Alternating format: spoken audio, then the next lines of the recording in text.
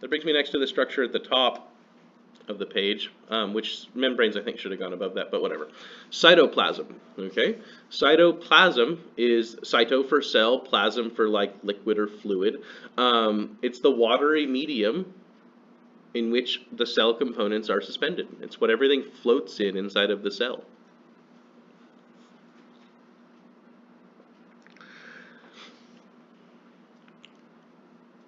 Mitochondria.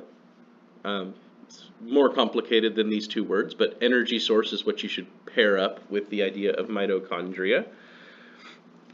They're going to be what are producing the complex molecules for our cells to have energy. We'll just leave it like that.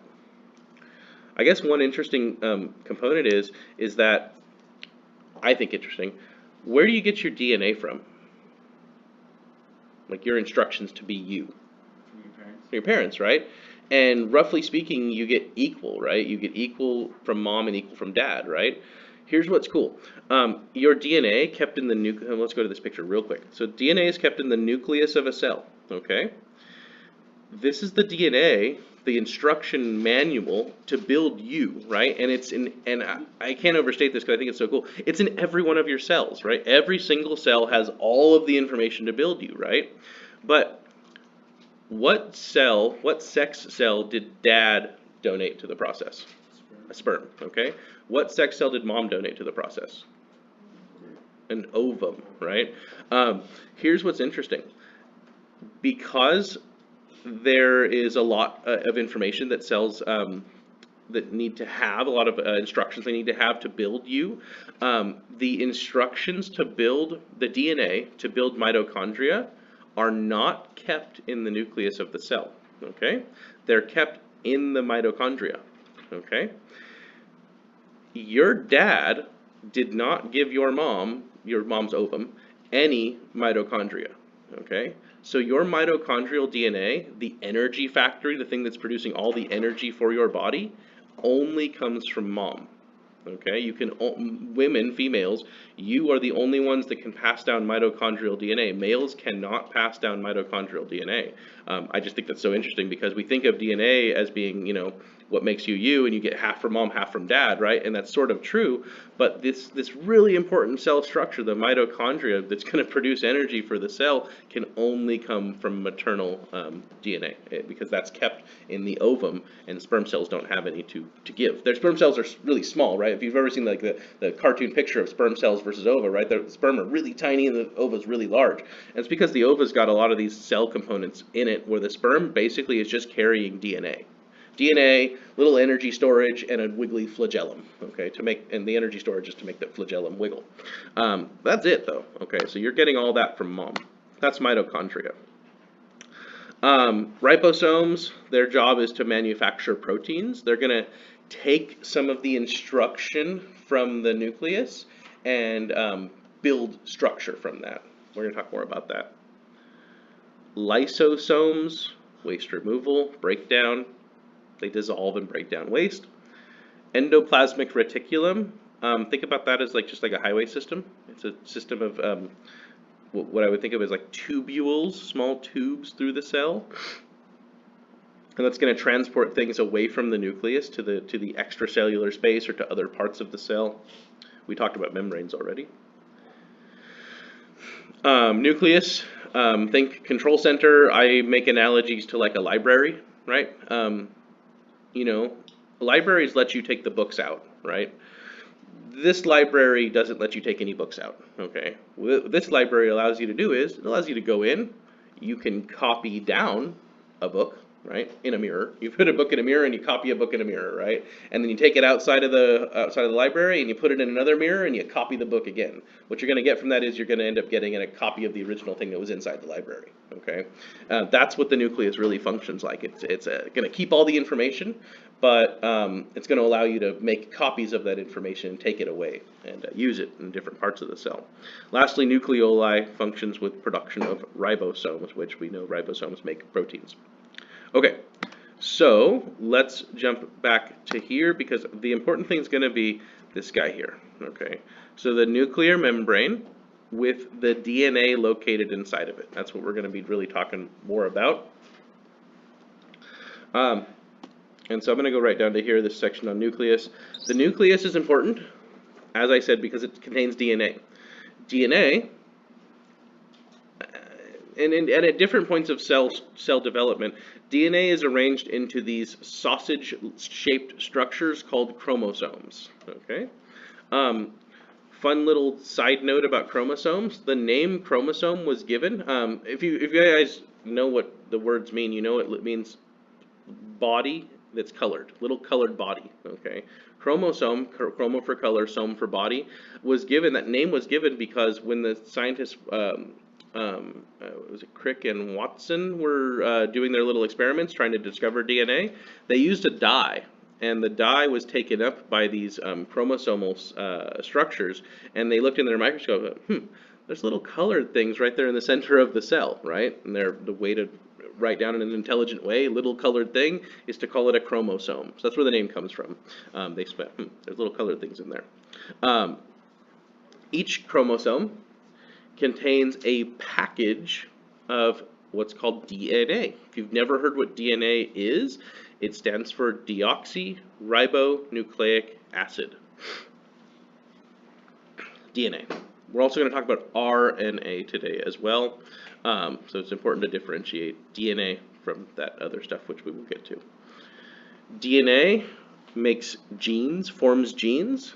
Genes determine your characteristics, what makes you you.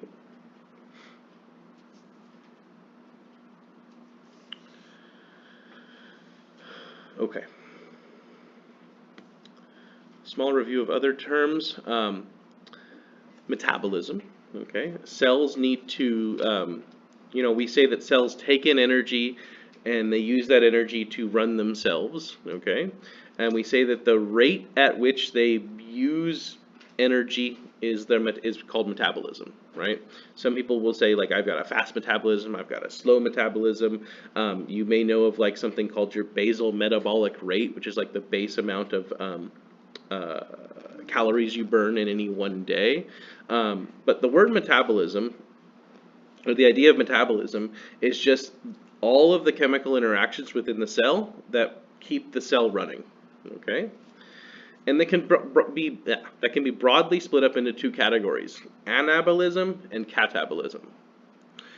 Anabolic processes are productive processes. They build larger structures, proteins. Okay, these proteins are going to go to serve the cell's structure or serve as larger energetic molecules for the cell to use. You guys probably have heard of ATP, adenosine triphosphate. Okay, this energy for muscles, for example. Catabolism is breakdown of large molecules into small molecules to get some free energy from that.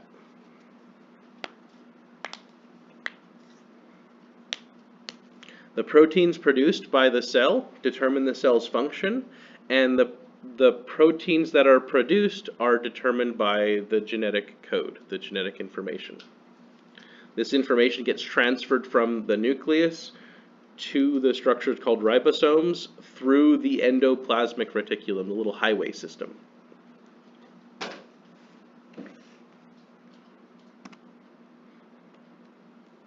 Oops. Okay.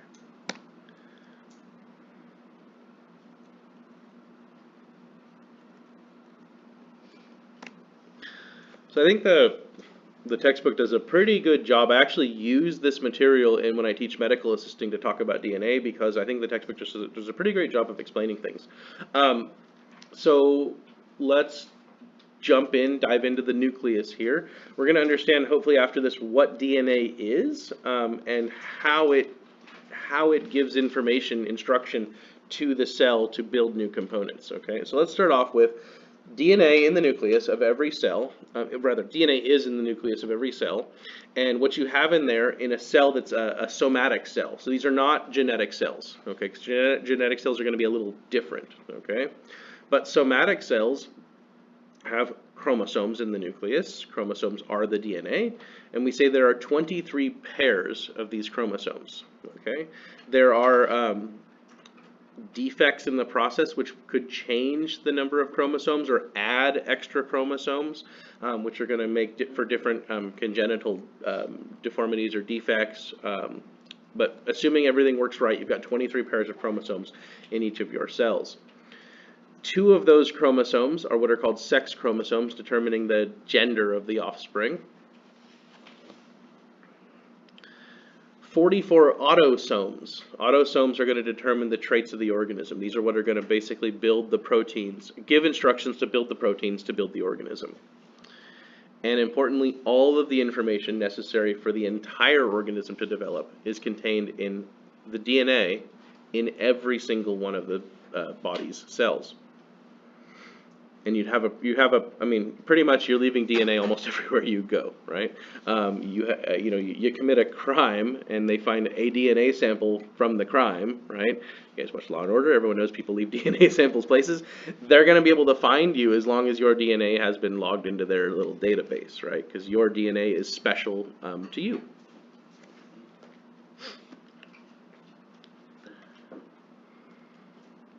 All right, so DNA. The instruction manual. DNA is a double helix twisted ladder structure.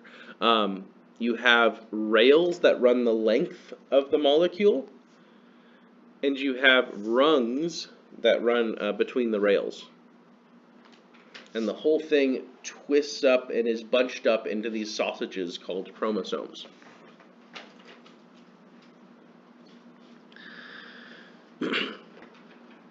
The rails are made of sugar phosphate molecules. The rungs are made of, they're based on nitrogen. They are nitrogenous base molecules.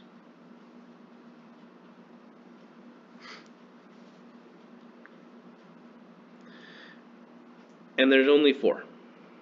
Okay? Well, you can just remember T, A, G, and C, but their names are thymine, adenine, guanine, cytosine.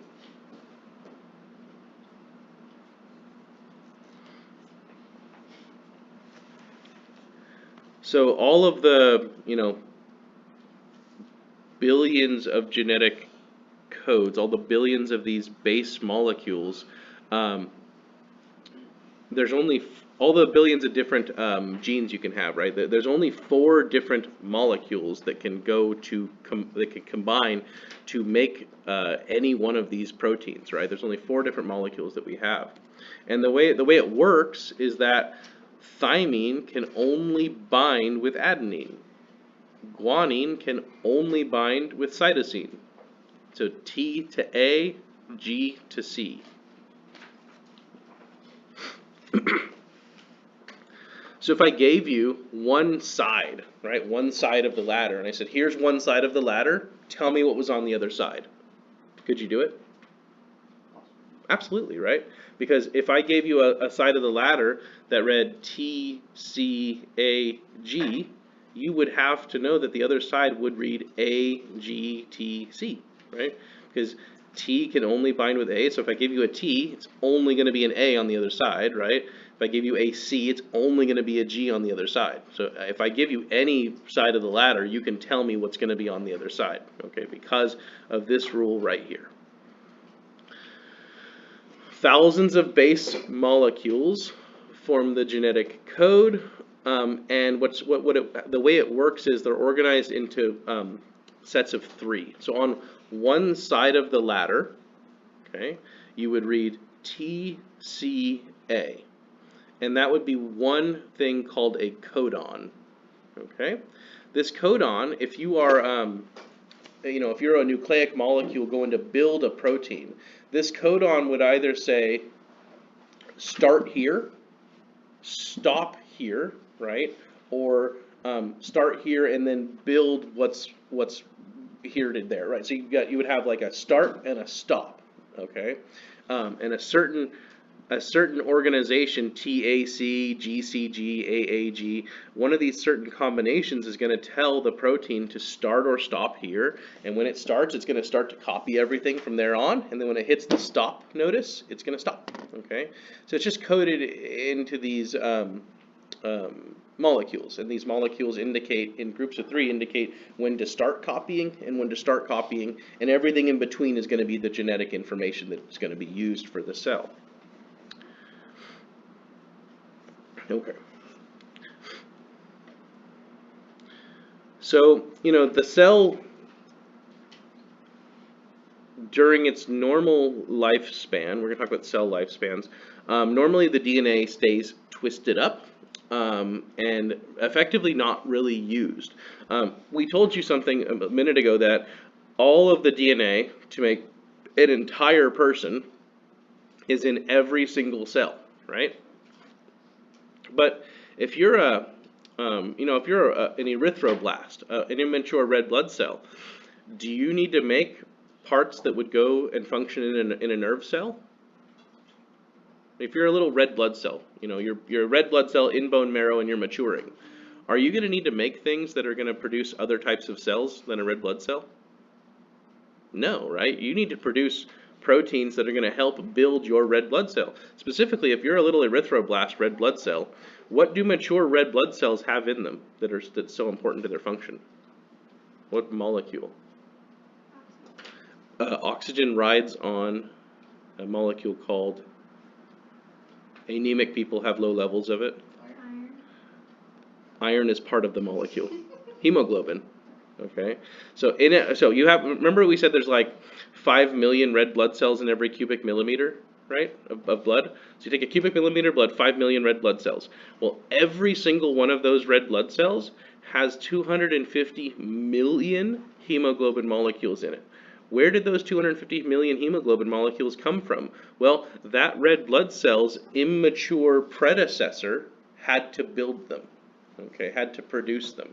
Red blood cells don't have any room for most of the other cell components because they're filled up with hemoglobin. That's why they're that bright red color.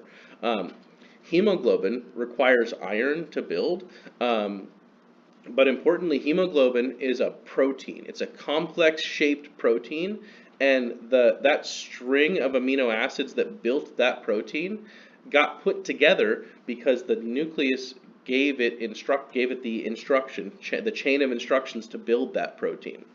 A little immature red blood cell building hemoglobin molecules doesn't need to produce anything else besides that. So it's not going to produce stuff that's going to be used to make eyeballs, right? It's not going to produce stuff that's going to be used to make nerve cells.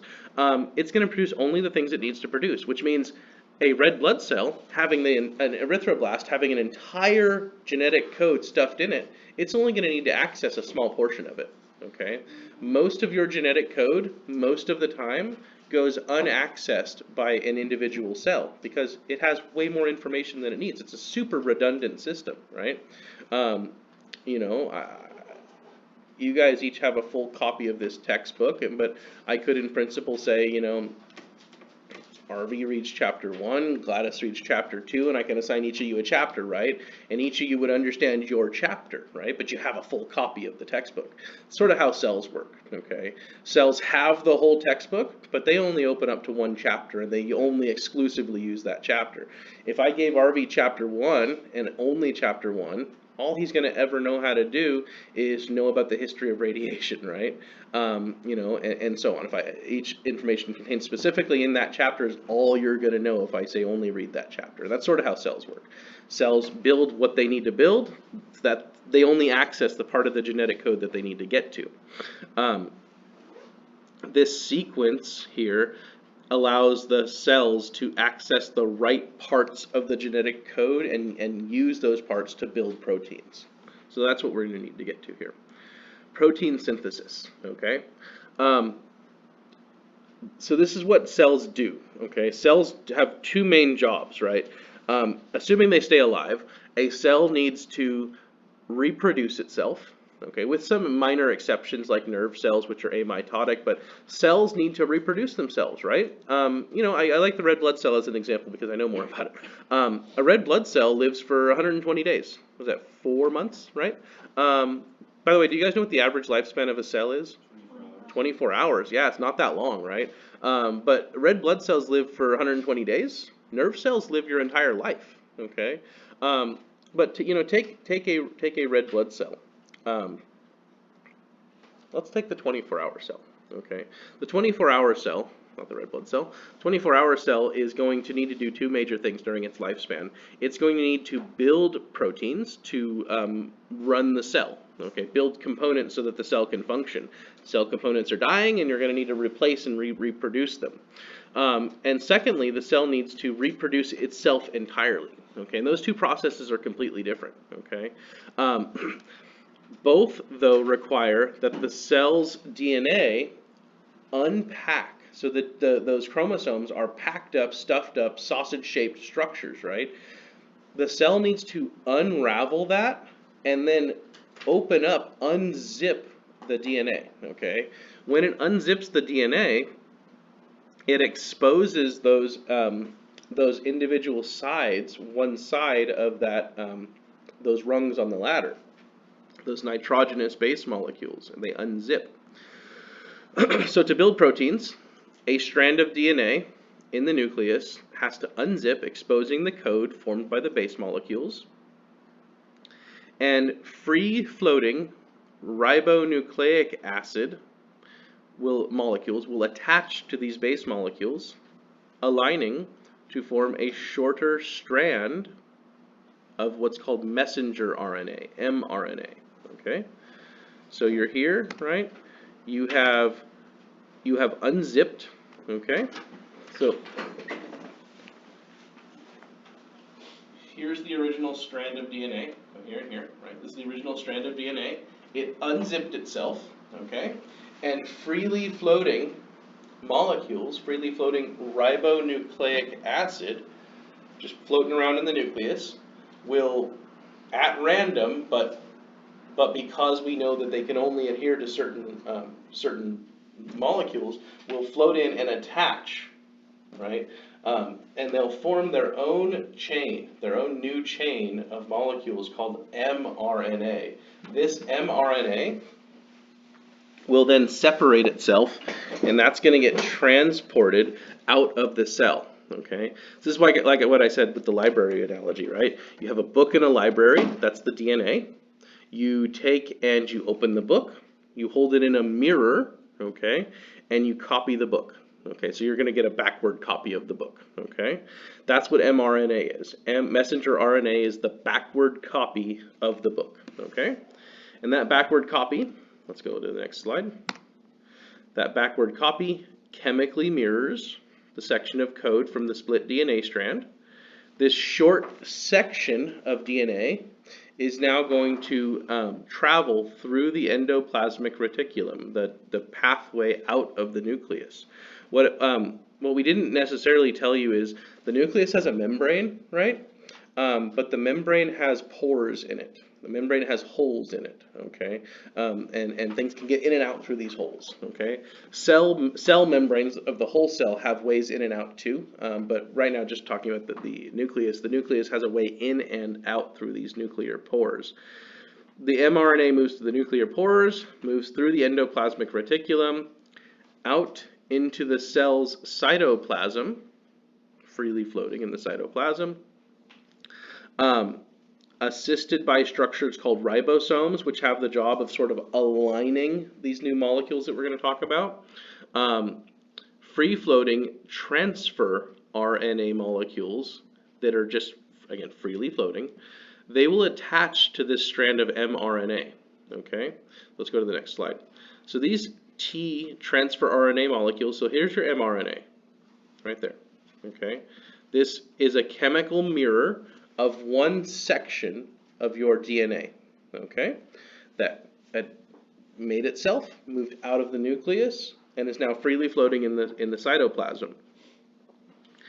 Freely floating things called transfer RNA, which basically are these structures called amino acids with the right kind of base molecules to attach to that mRNA strand. They do so. They attach to the mRNA strand, and these structures called ribosomes basically line them up. Okay. Now you've got this transfer RNA is a mirror of the mirror. Okay, so basically it's now an exact copy of what the genetic code was of the DNA. Right? You had a mirror, that's the mRNA, a mirrored copy, and you copied in a mirror the mirrored copy. So now you've got back to the original information. You form a chain of these amino acids attached by transfer RNA molecules. The mRNA acts as a transporting machine for the code, transports the code out of the nucleus. The transfer RNA molecules attach and translate the code. Ribosomes help build and line up the proteins. Once the process is done, the amino acids attached to the transfer RNA molecules just break off. Okay? When these amino acids break off, this string of amino acids is a protein. This is one protein now for the cell.